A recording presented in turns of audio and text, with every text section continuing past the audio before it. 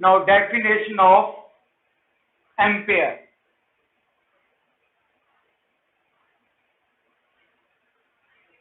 हमारे पास ये रिलेशन आया फोर्स का, फोर्स किसके होती है, mu naught I1 I2 L divide by 2 pi r. If I1 I2 is equal to 1 ampere, length is 1 meter, separation between the wires is 1 meter, then force from this relation. Now value of mu naught क्या होती है हमारे पास, 4 pi into 10 raised to power minus 7, current 1 ampere, I2 is also 1 ampere, L1 is 1 divided by 2 pi, और R जो है वो किसके बराबर हो गया, 1 के बराबर लिया हमने, क्योंकि हम स्टैंडर्ड डेफिनेशन डिफाइन कर रहे हैं तो सारी वैल्यू यूनिट लेंगे। और यहाँ पे मीडियम जो है दैट इज फ्री स्पेस। तो कैलकुलेट करने के बाद फोर्स जो हमारे पास किसके बराबर आ गई, 2 into 10 raised to power minus 7 newton. तो 1 एम्पेयर जो है, 1 ampere is that much current, right on, 1 ampere is that much current which when carried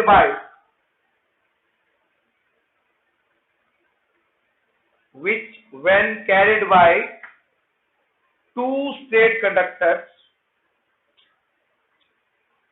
या two state wires, each of length 1 meter,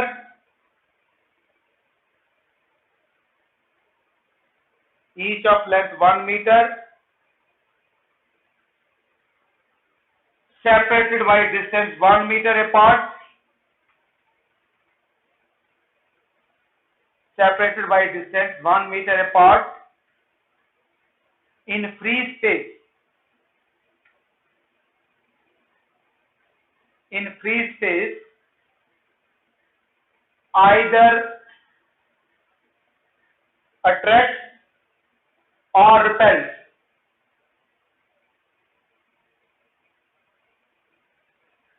either attracts or repels, that depends upon the direction of the current in the wire, ठीक है, either attracts or repels with a force of 2 into 10 raised to power minus 7 newton.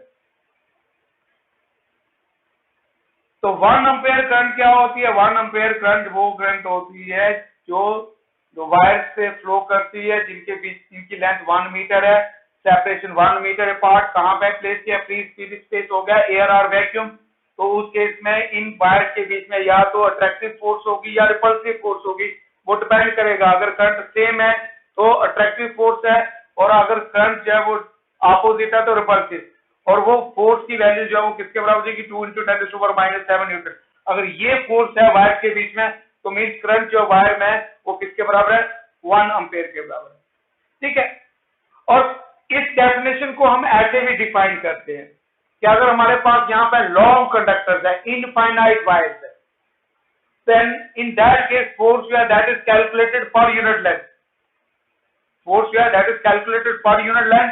तो उस case में हमारे पास जब पर unit length लेंगे तो ये हो जाएगा 2 into 10 raised to power minus 7 Newton पर मीटर। तो इसमें कंफ्यूज नहीं होना, कई बार आपको देखा होगा कि मैंने आपको न्यूटन के अकॉर्डिंग जहां पहले फोर्स न्यूटन में, और आप बुक में देखो वहां पे न्यूटन पर मीटर लिया हुआ, तो न्यूटन पर मीटर मीन्स वहां पे फोर्स जो है that is calculated per unit length. तो सेकंड डेफिनेशन भी मैं यहाँ पे रिपीट कर रहा हूँ, आप दोनों तरीके से लिख सकते हो। सेकंड डेफिनेशन में क्या हो गया, 1 ampere is that much current which when carried by two long conductors separated by distance 1 meter। अब यहाँ पर कंडक्टर की लेंथ नहीं मैंने मेंशन की, यहाँ पर लेंथ पहले वाले केस में लेंथ 1 मीटर थी, लेकिन यहाँ पर क्या है, लॉन्ग कंडक्टर, सेपरेशन कितनी है, 1 metre apart in free space, attract or repel with a force of 2 into 10 raised to power minus 7 Newton पर मीटर। तो ये टॉपिक था हमारा जो कल हमने स्टार्ट किया था, कंप्लीट हो गया डेफिनेशन के साथ। अब इसमें हमारे क्वेश्चंस बनते हैं काफी वैरायटी के, और बोर्ड में भी यहाँ पे क्वेश्चन जो वो आता है। तो सबसे पहले हम एनसीईआरटी का क्वेश्चन ले लेंगे इस फॉर्मूले पे। एनसीईआरटी बुक निकालिए, उसमें से क्वेश्चन नंबर एक्सरसाइज का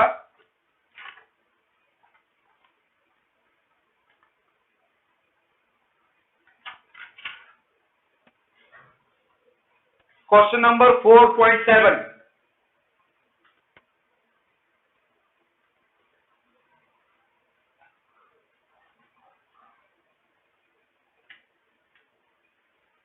The question is two long and parallel straight wires. Two long and straight parallel wires A and B.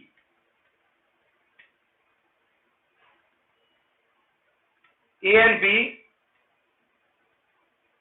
carrying currents of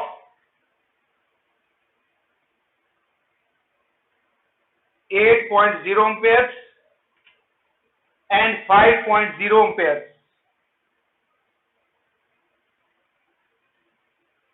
In the same direction. 8.0 amperes and 5.0 amperes in the same direction are separated by a distance of 4.0 centimeters. Are separated by a distance of 4.0 centimeters. Estimate the force on a 10 centimeter section. Estimate the force on 10 centimeter section of wire A.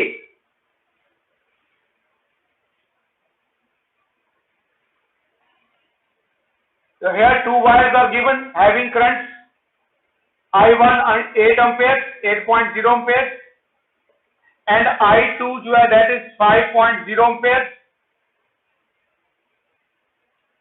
Separation between the wires R is 10 centimeters.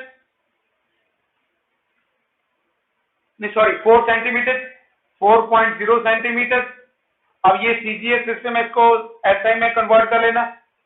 और length जो है wire जिसमें हम force calculate करने हैं, कितने portion पर निकालनी है, 10 सेंटीमीटर पोर्शन ऑफ वायर। तो इसको हमने मीटर में ले लिया, ये आ गया 4 इंटू 10⁻⁻2 मीटर। और यहाँ पे भी क्या होगा, लेंथ 10 इंटू सेंटी क्या होगा 10⁻⁻2 मीटर। नाउ फोर्स क्या हो जाएगी, mu naught I1 I2 L divide by 2 pi R। Now put the values and calculate.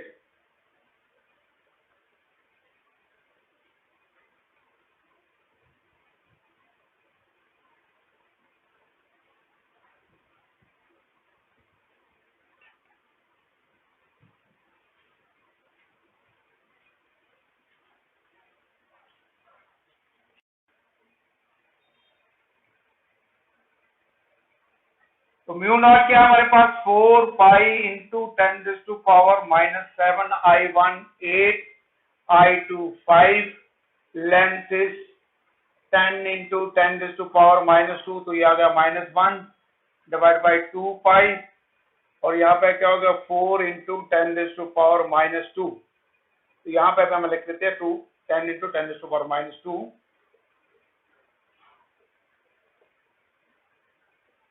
तो सिंप्लीफाई करने के बाद ये आंसर हमारा आ जाएगा 2 into 10⁻⁻.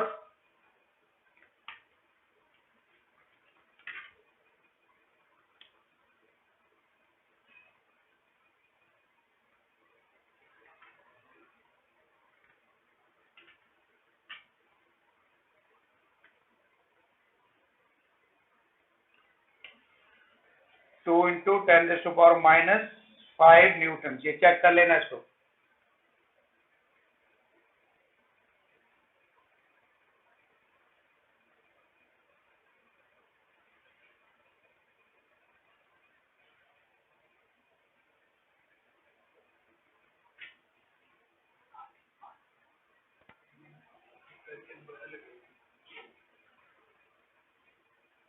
Now next, write down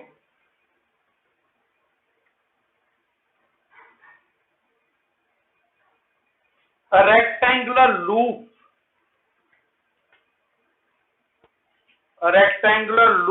of sides 25 centimeters and 10 centimeters carrying a current of a rectangular loop of 25 centimeters and 10 centimeters carrying a current of 12 ampere is placed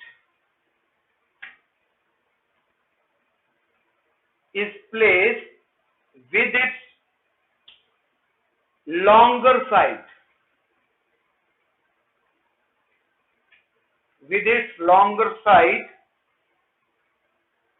parallel to a long straight conductor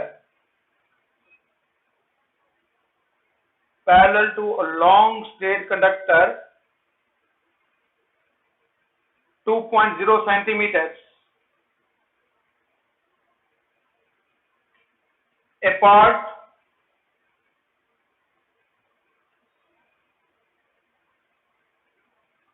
carrying a current of 25 amperes.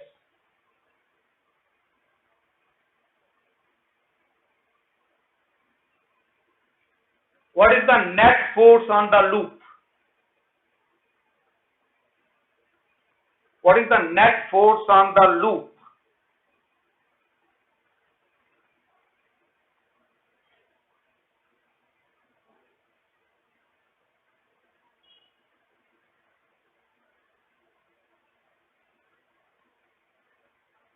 Again I put a rectangular loop of sides 25 centimeters and 10 centimeters carrying a current of 15 amperes placed with its longer side parallel to a long straight conductor 2.0 centimeters apart carrying a current of 25 amperes.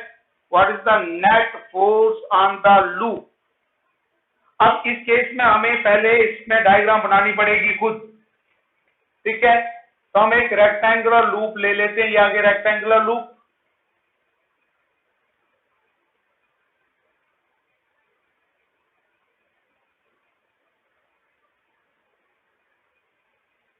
अब ये जो side है ये आगे 10 centimetre और ये वाली side जो है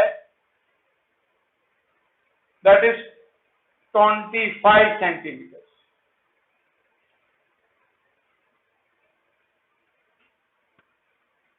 इसको अगर हमने नाम देना तो दे सकते हैं, ये आ गया ए बी सी डी और इसमें से करंट पास कर रही है से I1 और वो I1 करंट कितनी दी है 15 एम्पेयर।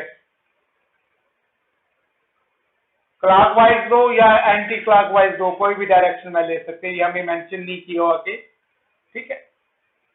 तो ये आगे इसमें करंट की डायरेक्शन। अब यहां पे ये जो इसकी जो लॉन्गर साइड है इसके पैरेलल यहां पे एक और वायर है which is at a distance of कितना 2 सेंटीमीटर। इस वायर से कितने डिस्टेंस पे, at a distance of 2 centimetre और इसमें करंट जो है वो इस जो लॉन्गर साइड की डायरेक्शन में फ्लो कर रही है I2 करंट और ये कितनी दी है 25 एम्पेयर।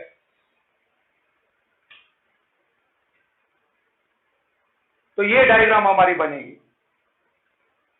हमें यहां पे नेट फोर्स कैलकुलेट करनी है लूप के ऊपर, किसकी, इस वायर की। ये जो वायर है I2 इसकी net force on the rectangular loop. अब जो हमने अभी स्टडी किया, कल जो लिया था पोर्शन या आज हमने लिया, उसको अप्लाई करेंगे, इसमें कोई प्रॉब्लम नहीं है। अब ये जो रेक्टेंगुलर लूप है इसमें 4 पोर्शन है हमारे पास, ए बी, पहले मैं एनालाइज कर रहा हूं फिर कैलकुलेट करते हैं। ए बी ये पैरेलल है किसके, लॉन्ग वायर के। इसको हम नाम दे सकते हैं, अगर देना है तो हम ये दे देते हैं, this wire is P Q. P Q के ए बी जो है वो पैरेलल है, करंट की डायरेक्शन सेम है, इनके बीच में फोर्स जो है वो क्या होगी, अट्रैक्टिव होगी। और उसके लिए फार्मूला जो है हम अप्लाई कर लेंगे। यहाँ पे जो डिस्टेंस हो जाएगा, इस डिस्टेंस को नाम दे देते हैं R1। ठीक है, तो फार्मूला क्या हो जाएगा, इनके बीच में फोर्स का mu naught I1 I2। Length कितनी हो जाएगी 25, क्योंकि इसकी कैलकुलेट कर रहे हैं इस वायर के ऊपर, तो length 25 centimetre and then 2 divide by 2 pi R1, ये आ गया। फिर सेकंड जो है ये वाला पोर्शन CD, अब CD की लेंथ भी कितनी है 25 सेंटीमीटर, लेकिन इसमें जो करंट की डायरेक्शन है वो ऑपोजिट आ गई। और इस वायर का जो डिस्टेंस होगा यहां से, ये 10 + 2 कितना होगा 12 सेंटीमीटर, और ये डिस्टेंस को नाम दे देते हैं R2। मैं अभी फार्मूला लिखूंगा, कैलकुलेट तुम लोगों ने खुद करने हैं।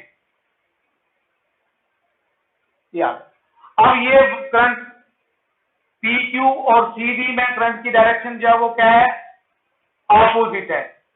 ठीक है, तो क्या होगा, फोर्स जो है वो रिपल्सिव होगी, वो हमें मालूम है।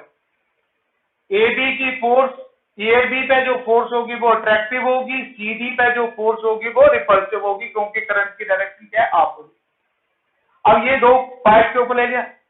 अब हम इनकी बात करेंगे, BC और DA के ऊपर इस वायर का कोई इफेक्ट नहीं होगा। क्यों, क्योंकि इन दोनों में जो करंट की डायरेक्शन क्या है, ऑपोजिट है। BC में करंट ये आ गई, DA में करंट जो है वो इस तरफ आ रही है, तो ऑपोजिट डायरेक्शन में इनमें सेपरेशन 25 सेंटीमीटर है, दोनों में करंट का मैग्नीट्यूड सेम है। और यहाँ पे इनमें जो डायरेक्शन होगी फोर्स की वो ऑपोजिट हो जाएगी, तो वो कैंसिल हो जाएगी। फोर्सेज ऑन किसके ऊपर, BC और DA के ऊपर क्या होगी, कैंसिल होगी। तो सिर्फ फोर्सेज किसकी रहेंगी, किस पर रहेगी, वायर की on AB and CD, right. अब AB पे फोर्स अट्रैक्टिव होगी, CD पे फोर्स रिपल्सिव होगी, तो दोनों फोर्सेस ले लेंगे, नेट फोर्स जो होगी वो क्या हो जाएगी, इन दोनों का डिफरेंस। अब यहाँ पे डिस्टेंस कम है, क्योंकि force is inversely proportional to the distance, क्योंकि करंट का मैग्नीट्यूड तो दोनों फार्मूला सेम रहेगा। तो इस पर फोर्स ज्यादा होगी, इस पर फोर्स कम होगी, तो जो नेट फोर्स आएगी वो हमारे पास अट्रैक्टिव होगी, तो ये लूप जो है वो अट्रैक्ट होगी। ठीक है, तो ये डायग्राम बनाइए, अब इसको हम डिटेल में ले लेते हैं।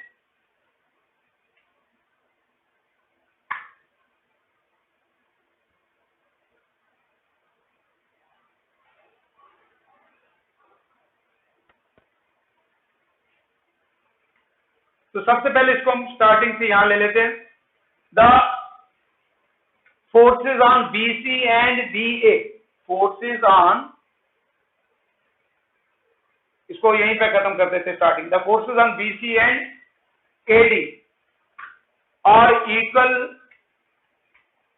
And opposite. क्यों इक्वल है, क्योंकि करंट सेम है दोनों में और डिस्टेंस भी सेम है, तो क्या होंगे, इक्वल, और करंट की डायरेक्शन ऑपोजिट है, तो ये ऑपोजिट होंगे, दे cancel each other. Now here हमारे पास क्या हो गया, I1 is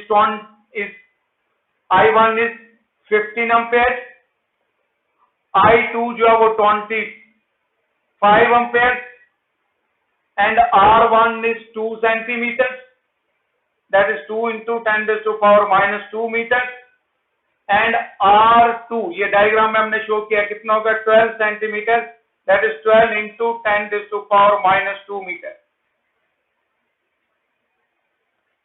ठीक है, एंड लेंथ ऑफ AB और CD, length of wire AB and CD ये किसके बराबर है, दैट इज 25 सेंटीमीटर। ना सबसे पहले force of PQ on AB, अब इस फोर्स को नाम दे देते हैं F1, और फार्मूला क्या बन जाएगा यहाँ पे, mu naught I1 I2 L divided by 2 pi r1.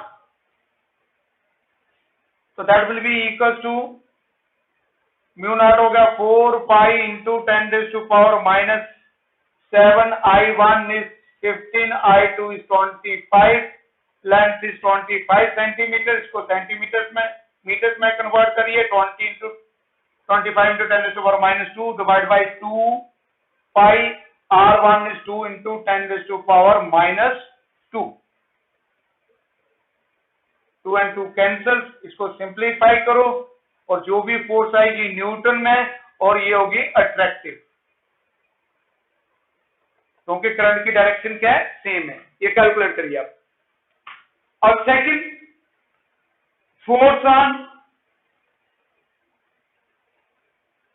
Of PQ on CD इस वायर पे. तो यहां पे क्या हो जाएगा, ए फोर्स को हम नाम दे देते हैं F2 mu naught I1 I2 L divide by 2 पाई. अब यहां पे यहां से डिस्टेंस किसके बराबर है, इस वायर का, दैट इज R2. तो that will be equal to, ये आ जाएगा हमारे पास mu naught 4 pi into 10 raise to power minus 7 I1 15 25 L होगा 25 into 10 raise to power minus 2 divide by 2 pi R2 is 12 into 10 raise to power minus 2. Cancels 2.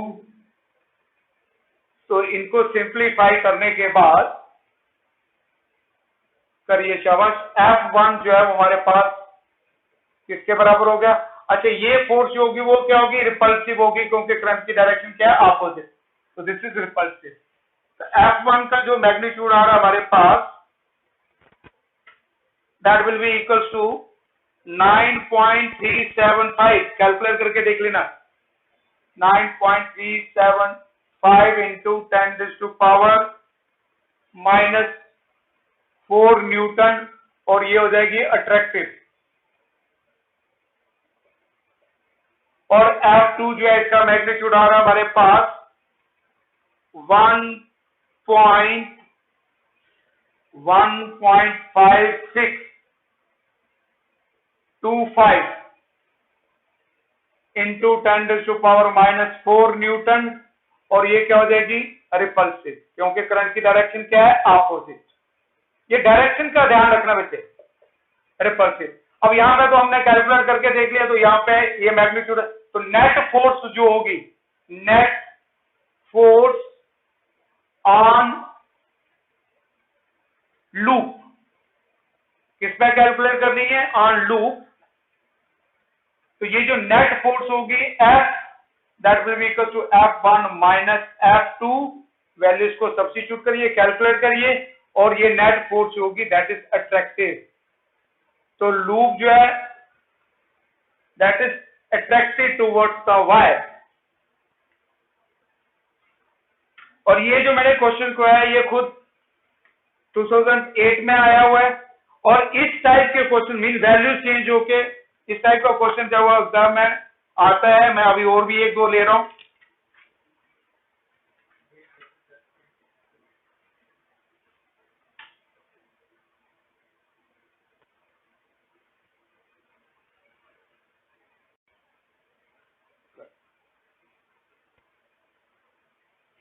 Now next, write down a horizontal wire AB.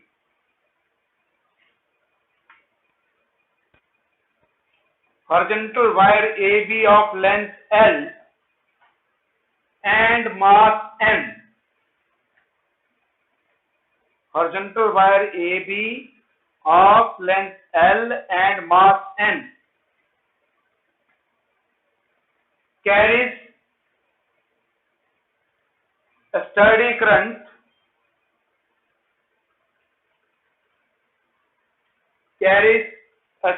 current I1 free to move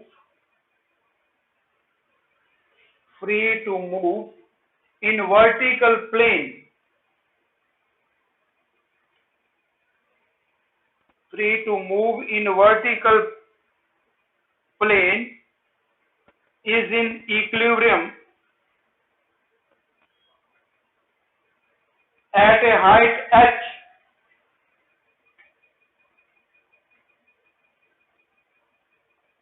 over another parallel long wire CD.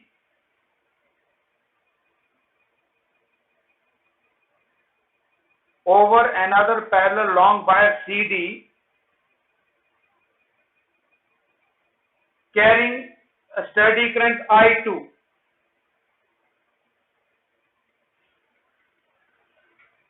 which is fixed in a horizontal plane as shown.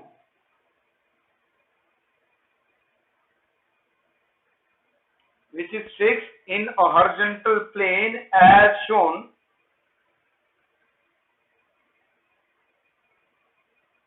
Derive the expression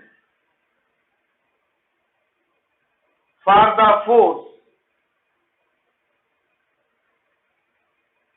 Derive the expression for the force acting per unit length. Acting per unit length on the wire AB, and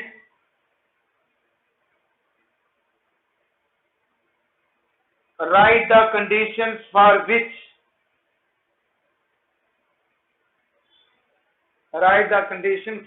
the wire AB is in equilibrium. ठीक है, और इस type का question जब वो NCERT में एक solve example में इसी तरीके का मिलता जुलता क्वेश्चन है ये। और ये जो क्वेश्चन है ये भी सीबीएसई में इस टाइप का क्वेश्चन जो है वो आता है, और ये भी आया हुआ एग्जाम में पे क्वेश्चन है। अब मैं इसको दोबारा रिपीट कर रहा हूँ, क्या है, horizontal wire A be having length किसके बराबर है, एल के बराबर, मास किसके बराबर है, वायर का small m, carrying current I, ये दिया हुआ हमारे पास, ये आगे वायर ए बी,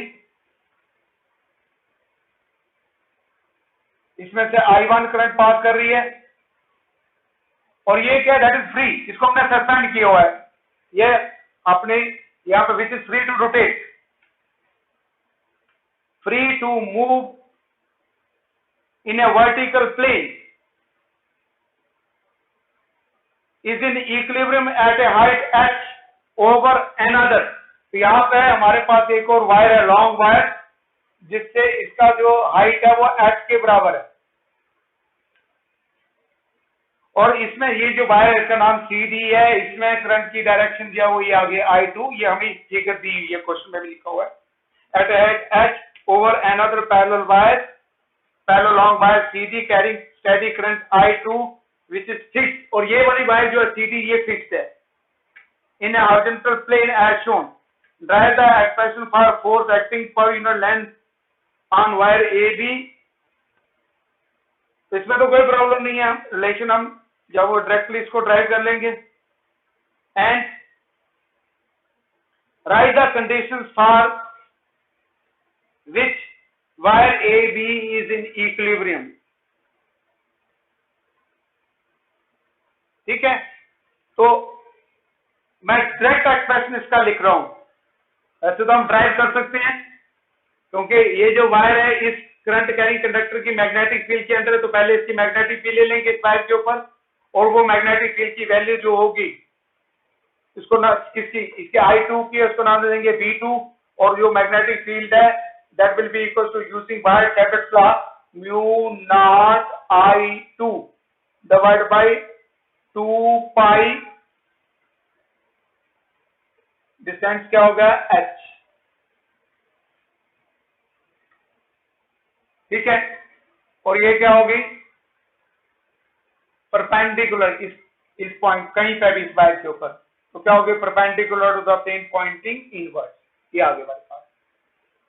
अब ये जो करंट कैरिंग कंडक्टर है इसकी मैग्नेटिक फील्ड के अंदर आ गया, ठीक है, तो यहाँ पे अगर यहाँ पे मैं मैग्नेटिक फील्ड ले रहा हूं तो ये इसके डायरेक्शन क्या होगी इनवर्ड, ये आगे हमारे पास करंट की डायरेक्शन। तो अब इस पे जो फोर्स होगी इसकी, वो फोर्स हो जाएगी हमारे पास F, ठीक है, इसको सिंपली F लिख देते हैं हम, या इस पे लग रही है तो F1 लिख सकते हैं। तो क्या फॉर्मूला था हमारे पास, I, करंट क्या होगी I1, और वायर की लेंथ किसके बराबर दी है L, ठीक है। मैग्नेटिक फील्ड किसकी आ गई, ये वाली, यहाँ पे मैग्नेटिक फील्ड क्या होगी B2, तो IL B2, क्योंकि हमें दिया हुआ कि find the expression, and angle कितना होगा sin 90। तो F1 जो है वो किसके बराबर जाएगा, I1 L, B2 की वैल्यू यहाँ पे लगाइए, क्या होगा mu naught I2 divide by 2 pi H। तो F1 is equal to mu naught I1 I2 L divide by 2 pi H, ठीक है। अब यहाँ पे क्लियरली दिख रहा है कि हमारे पास करंट की डायरेक्शन क्या है, ऑपोजिट, तो ये रिपल्सिव होगी, ठीक है, फोर्स इज रिपल्सिव। तो ये आया हमारे पास एक्सप्रेशन किसके लिए, फॉर फोर्स। पहला पार्ट तो यही था, drive and expression for the force acting पर यूनिट लेंथ। अच्छा, पर यूनिट लेंथ लेना है तो L यहाँ पे आ जाएगा, F1 divide by L is equal to mu naught I1 I2 divide by 2 pi H, ठीक है। और सेकंड पार्ट में क्या पूछा हुआ है, इक्विलिब्रियम कंडीशन लेनी है, ठीक है। तो for equilibrium, for equilibrium of AB,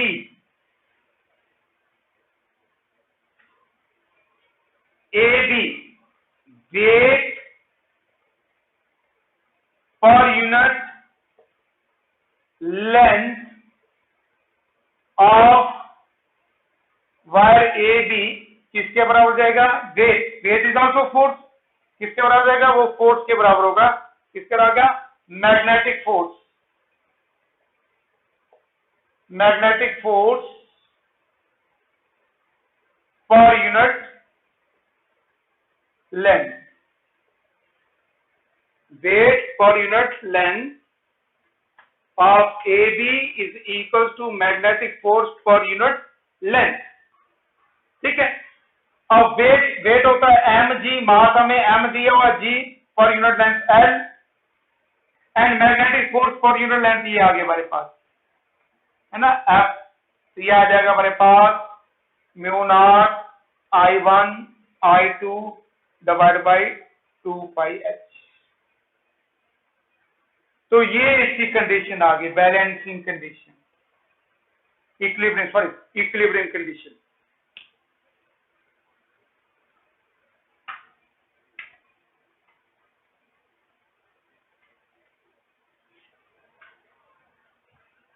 अब ये एनसीईआरटी का क्वेश्चन लिखिए और ये आप लोगों ने खुद करना है, इसको सॉल्व एग्जांपल है।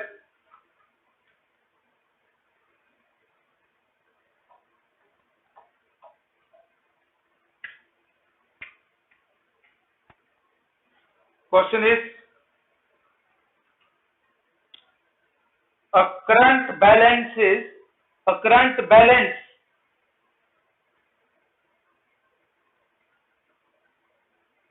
और अम्पेयर बैलेंस किसको बोलते हैं हम, a current balance is a device for measuring current. A current balance or ampere balance is a device for measuring current. The current to be measured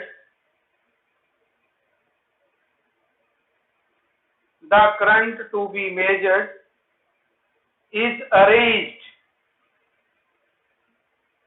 to go through. The current to be measured is arranged to go through two long parallel wires of equal length in opposite direction. the current to be measured is arranged, यहाँ पर current find करनी है, arranged to go through two long parallel wires of equal length in opposite direction, one of which is linked to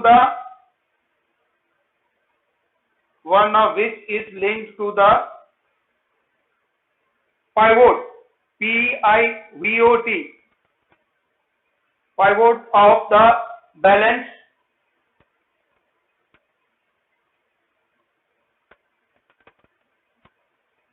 the resulting repulsive force on the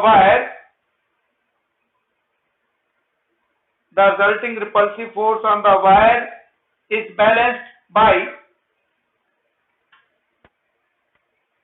balanced by putting a suitable mass in the scale pan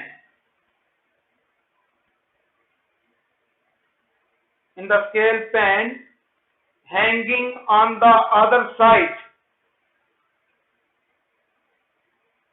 of the pivot.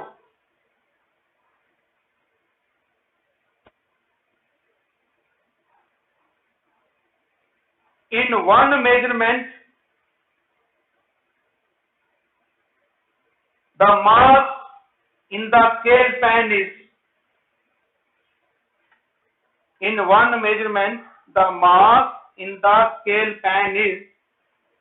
30.0 gram, 30.0 gram. The length of the wire is 50.0 centimeters. Length of the wires is 50.0 centimeter each, and separation between the wires is 10.0 millimeters.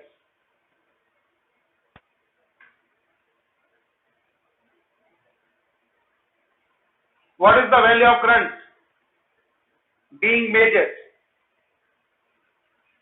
अब NCERT में क्या होता है, question को बड़ा घुमा फिरा के दिया होता है, लास्ट में जो हमारी वैल्यूज है वो लास्ट में दी हुई।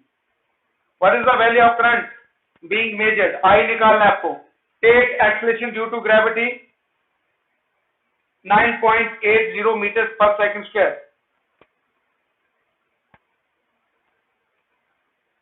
and assume that the arms of the balance are equal. तो ये भी हमने अज्यूम करना है कि बैलेंस की जो आर्म्स है वो इक्वल है। अब यहाँ पे इसी टाइप का क्वेश्चन है, ये पर यूनिट लेंथ है ना, तो यहाँ पर सीधा क्या होगा हमारे पास, कंडीशन क्या आ जाएगी, weight in the pan scale is equal to magnetic force. Weight in the pan scale is equal to magnetic force.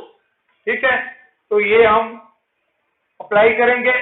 Wait हो गया mg और मैग्नेटिक फोर्स हो जाएगी म्यू नॉट, दोनों करंट सेम है, I into L divide by 2πr। बाकी तो आपने वैल्यूज दी हुई हमें लगा लेनी है। हमें क्या निकालना है, आई, तो आई स्क्वायर किसके बराबर हो जाएगा, that will be equal to 2πmgr, ये इधर चला गया, divide by mu naught L. ये स्क्वायर को हटाएंगे तो ये आ गया अंडर रूट। तो ये हमने कैलकुलेट करना।